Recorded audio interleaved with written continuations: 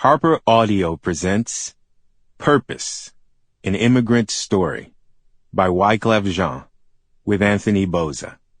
Read by Sam Jean.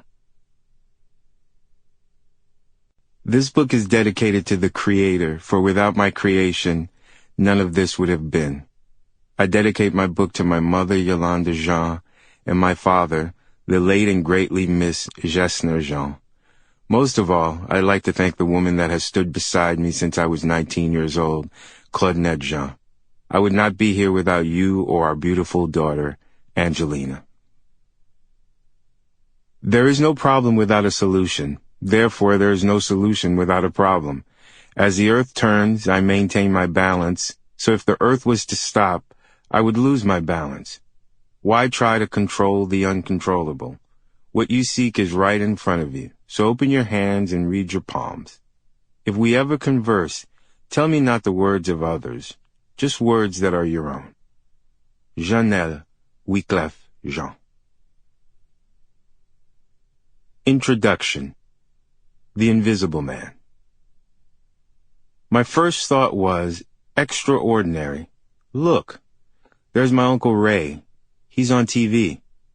I stood at the control board in Studio A at Platinum Sounds, the recording studio I've owned and made records in since 2000. Platinum is an institution founded on my success with the Fugees. It's a fitting legacy for a group that has sold over 15 million copies, but released just one major label album. The score was recorded in a damp, smoke-filled basement on a tough stretch of Clinton Street in East Orange, New Jersey, on the only equipment we could afford. But nothing limited our soul and imagination. Platinum is a palace compared to that basement. I brought none of that old gear along, but the same spark of invention is there. Many hip-hop hits have been recorded there, by everyone from T.I. to DMX. Classic tracks by a true cross-section of artists have been laid down in those rooms too. U2 did most of their last album there. Tom Jones has recorded there, and so has Patti LaBelle. That evening, I was working on a song called Two Strangers in the Night. I don't come into the studio with anything more than a few lyrical ideas on paper, usually, or melodies I've recorded in voicemails that I leave for myself.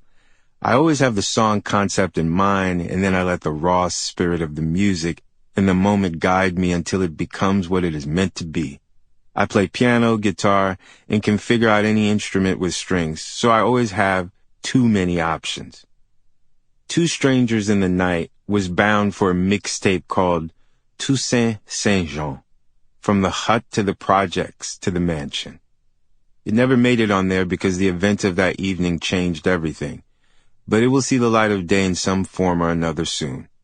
I like rapping as Toussaint Saint-Jean. He is an alias I created when I needed to get back to my street roots. Back when the Fugees released Blunted on Reality, raw street style was the only way I did it. I evolved from there on the score, the Carnival, and my work since then. But the time I'd been spending in Haiti with kids whose streets were tougher than any of those I'd known brought me back in time and somewhere further.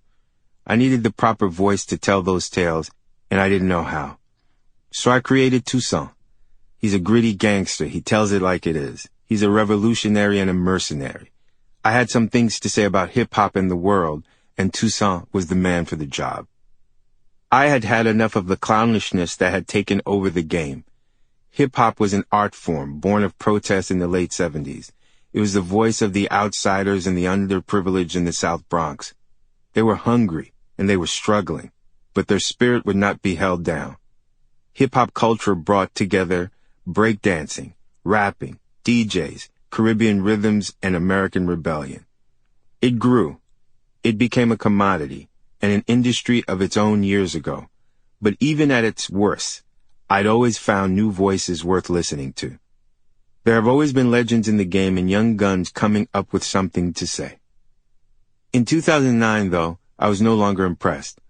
All I had heard from the youth on the streets were soundtracks fit for strip clubs. Instead of raw humanity, there were only synthesized voices instead of real-life street tales, only insincere bragging. Toussaint needed to make a State of the Union address.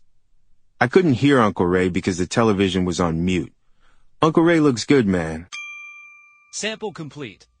Ready to continue?